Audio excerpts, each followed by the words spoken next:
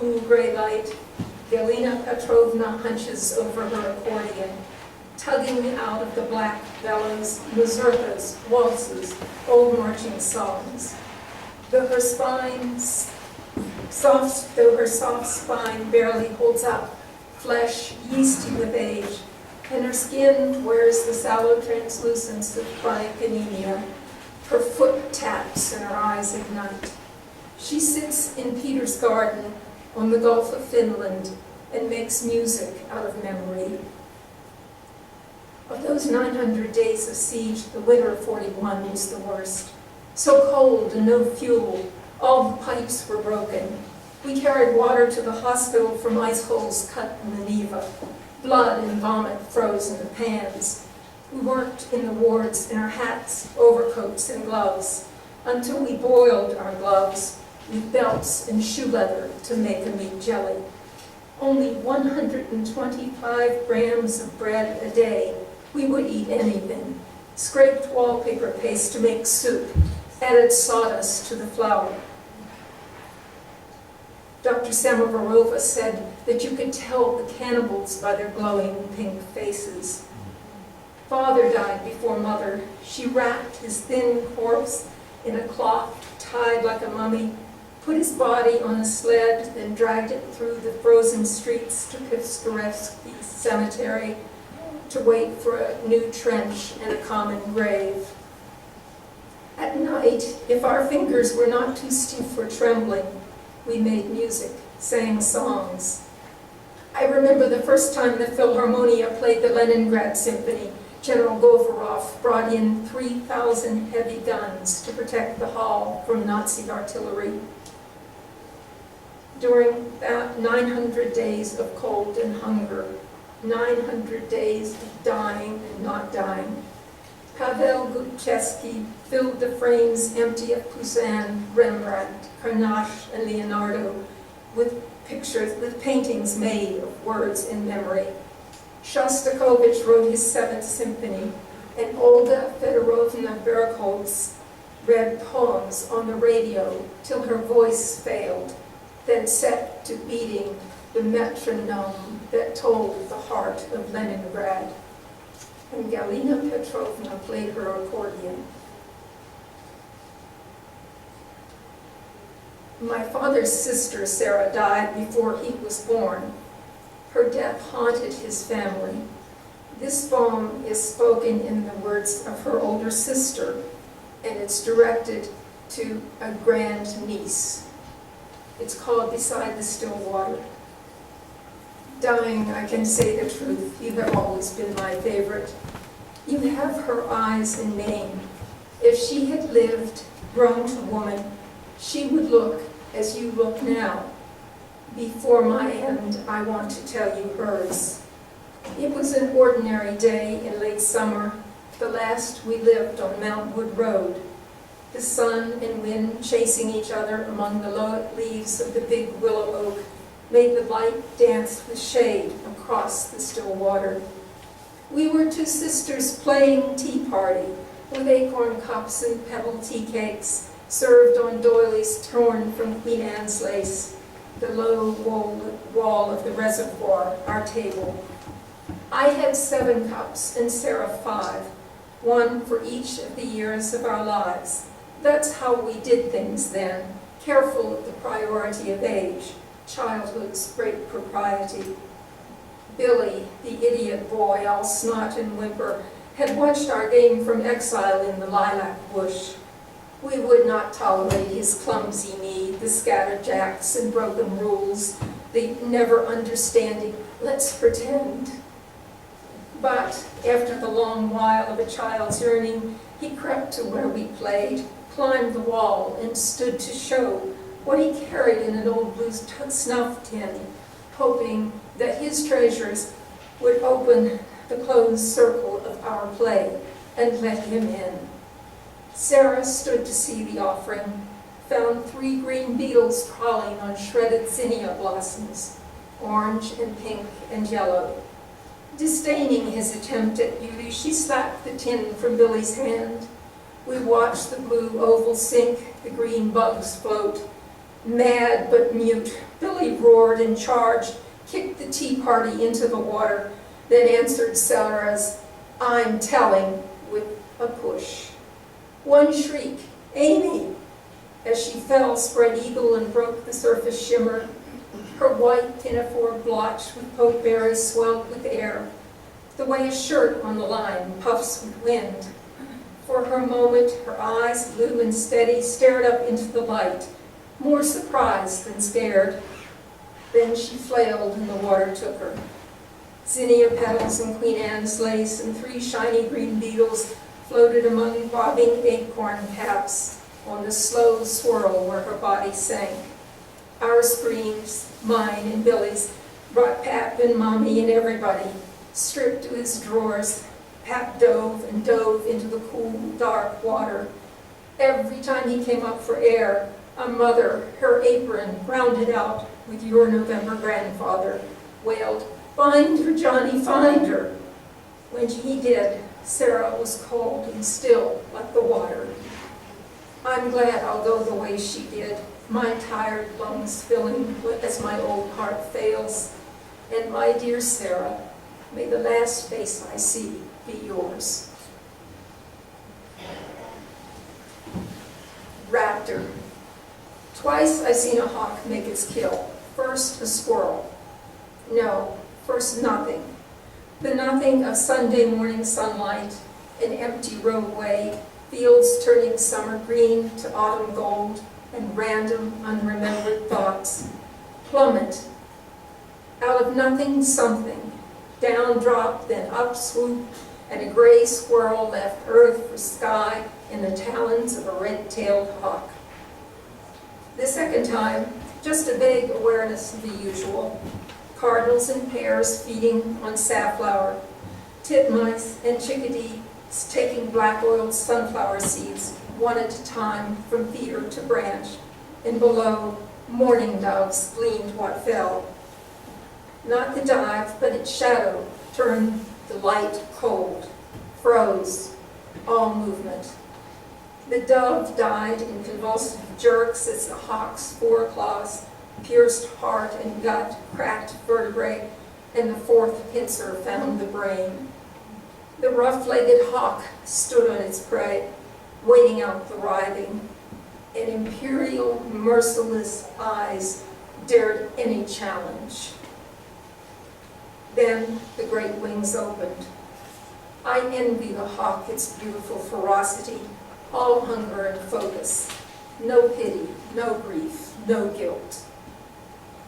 And the last poem is called Somali Elegy. I have 2 dear friends who are sisters who were refugees from the wars in Somalia. Murmuring words of mourning, Samaya drops onto each open palm the paste of sugar and simsim oil, sweetened with raisins and licorice, made bitter with fried coffee beans and a scatter of the burst kernels of burnt corn. Barefoot, shawled in black, we women sit apart, reciting all the names of Allah. The friend of the bereaved, the consoler of the afflicted, the compassionate, the merciful.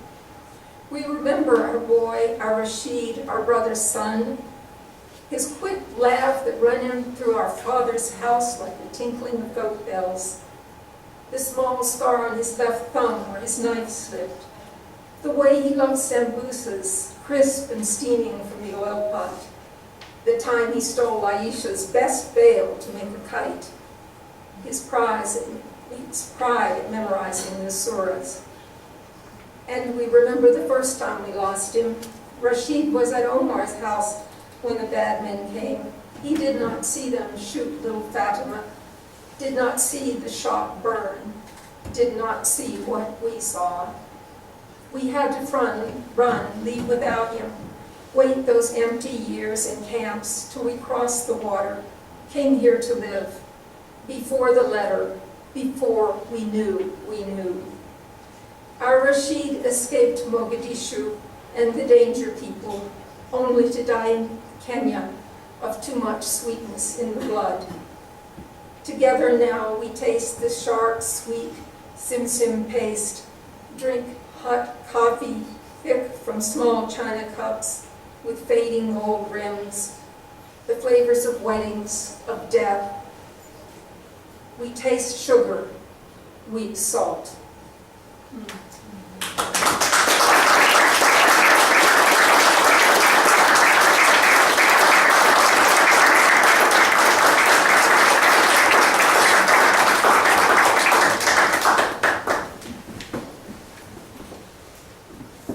We're going to switch gears a little bit and cross into the music world. As we all know, poetry and music have always, in some forms, gone hand in hand.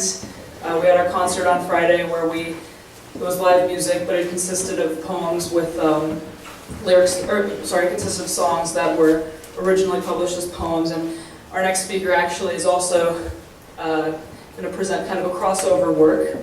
His name is Eren Gümrükçüoğlu. He's a composer of acoustic and electroacoustic music, as well as a professional guitarist. He was educated at the Berklee College of Music and Istanbul Technical University, and his music dwells on the borders between styles. Currently, we're lucky enough to have him in the Triangle. He's a PhD candidate in music composition at Duke, as well as the director of the Duke New Music Ensemble. Today, he's going to speak a little bit about his original composition for New York Polyphony, which he put together actually using the text from a poem by Nazım Hikmet, The Strangest Creature on Earth. And after giving his remarks, we'll actually get to listen to the work. So please join me in welcoming Eren to the podium.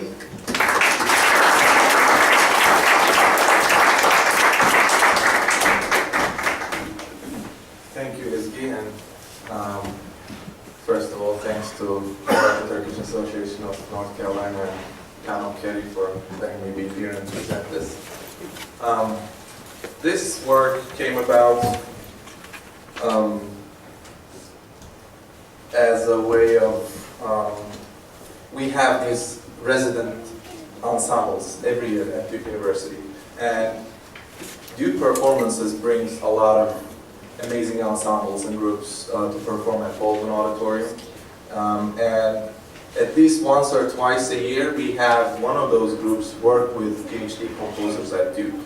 And we call them ensembles in residence. And New York Polyphony was one of them. And I was commissioned to write a piece for them. So I had to find a text, and I had a 5-minute limit. So I had to find something that was not so wordy, but I wanted to use the whole text. In the end, I couldn't. Maybe I took out like 2 sentences, but it's almost the whole thing. The New York Polyphony is an all-male a cappella group, which means they don't have a soprano or alto, so they have a countertenor, a tenor, a baritone, and a bass. The countertenor has kind of like a castrato voice, so it's kind of a mezzo-soprano range. And they specialize in medieval and Renaissance music. So most of the stuff that they sing is religious text. And it was going to be interesting to use a secular text. And I was especially looking for a text with some kind of protest feel. So who better than Nazım Hikmet to accomplish that? And I chose this because of the current political climate in the US and as well as other parts of the world. And considering the disenchantment of the general public with the election process in a lot of places, and the reaction that it creates in a portion of the public, and everybody's urging for grassroots activism, and this poem is a great example of that disenchantment, and how we're brothers, but why can't we do more and go out and vote, kind of thing. That was the feeling I had, and so I tried to capture the sentiment of this. First of all, the title is Strangest Creature on Earth, and I tried to maintain a kind of a strangeness in the harmonic world of the music, but at the same time I wanted to respect the style, the aesthetic direction of the New York Polyphony Ensemble, because they're used to singing in churches, and they have this certain medieval quality to them. So the piece kind of wanders around this religiousness, spirituality, and then goes into weird harmonic territory. And there's also this sermon-like quality, that all these declamatory statements constantly, you're like a scorpion, you're like a sparrow, you're like this, you're like that, and it's very strong statements, so I kind of tried to capture that in the music with repetition. So I hope you enjoyed, and I hope that I did justice to this great poet's work. Thank you.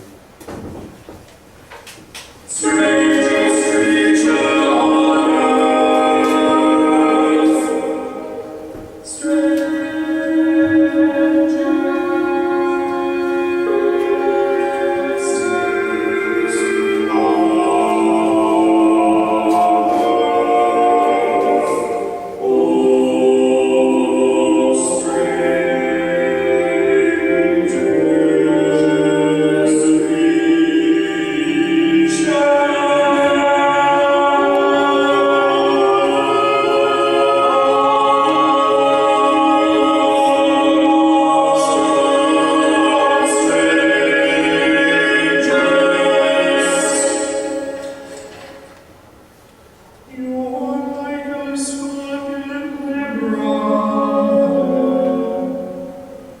You're like a sparrow, my brother.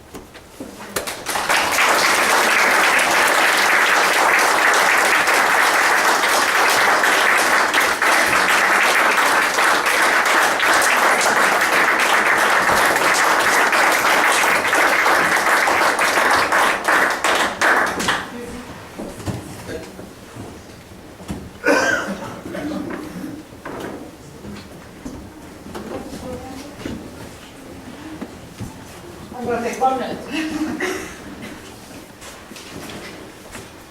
We put our program together in a strange way this year, so that we can be flexible, move things around.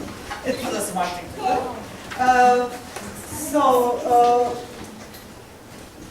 We thought we could give you a background. When we talking to some people yesterday, we realized that to understand them, it's good to know the timeline, what happened around that time, and his background, and his travels around the world. And we will prepare something around that, but we are shifting things around. We just want to let you know. So now it's time for our surprise, and Birgül is going to introduce that. It's my honor to introduce Richard Krevik and Lorimal for this surprise play or reading, I should say. It's based on one of my favorites, Nazım's epic poem, Human Landscapes from My Country. It's a live play, interactive, so enjoy.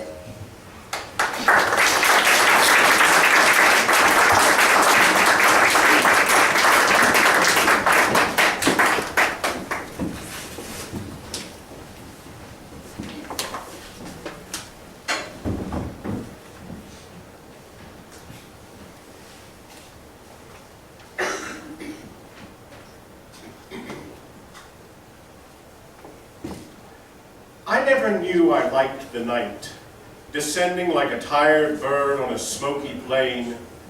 I didn't know I loved the earth. I've never worked the earth. I never knew I loved the stars, watching from below or flying at their side. I didn't know I loved the clouds, under or above them.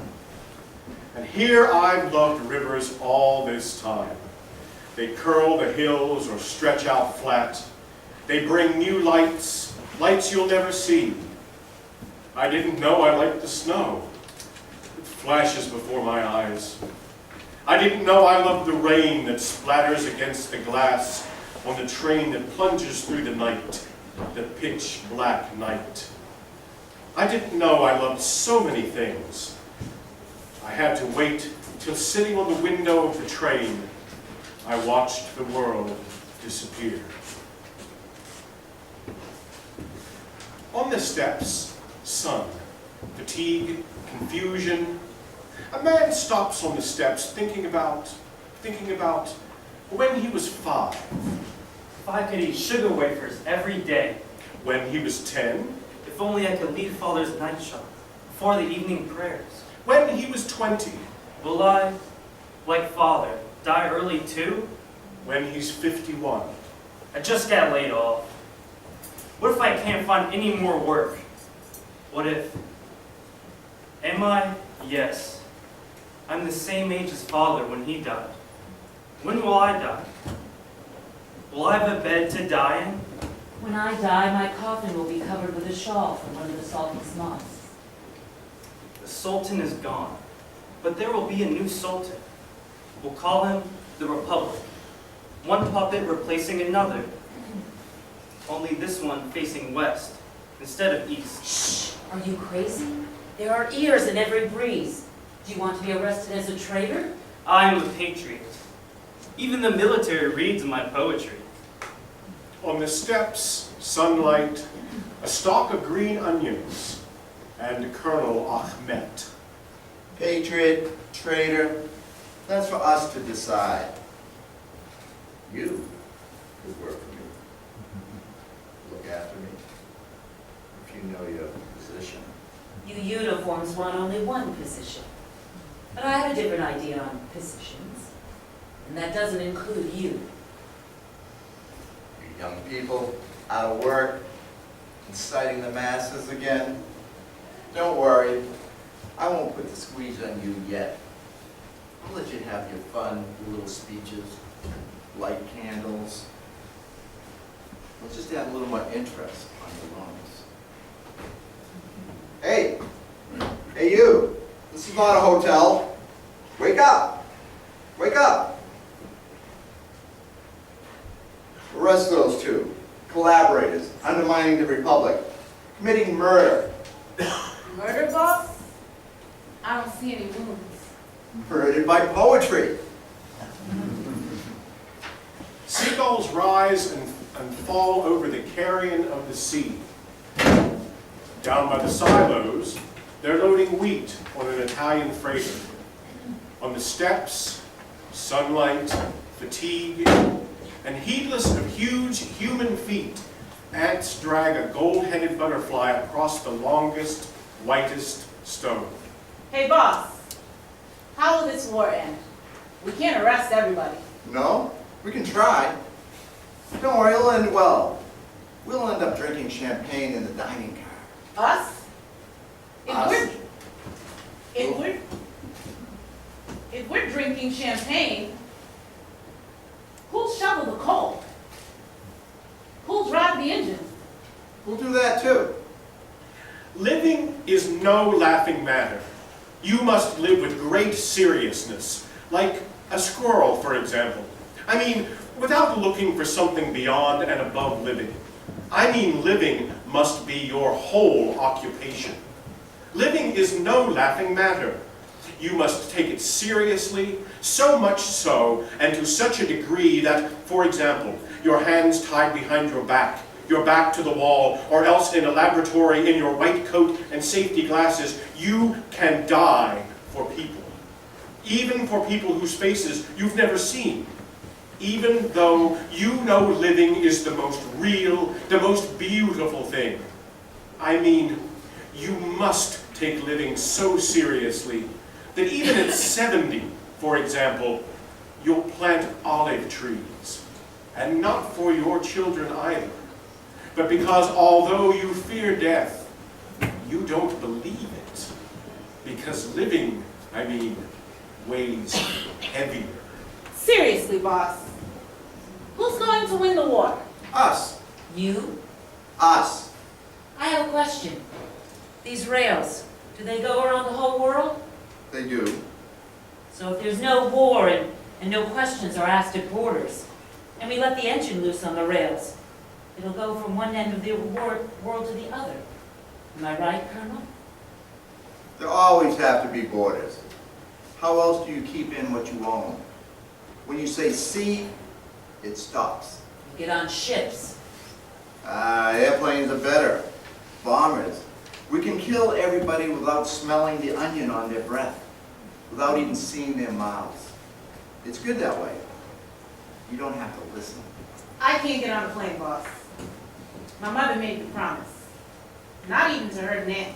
Well, aren't we pious? No problem, man. We'll get on planes anyway. Not to kill people, but just for the fun of breezing through the sky. Now, isn't it time for you to go stoke that fire? So distant, deep, and clean is the spring light. The olive trees and even the empty sea look like toys taken out of their boxes. So small. How fast the earth passes. How fast the earth passes.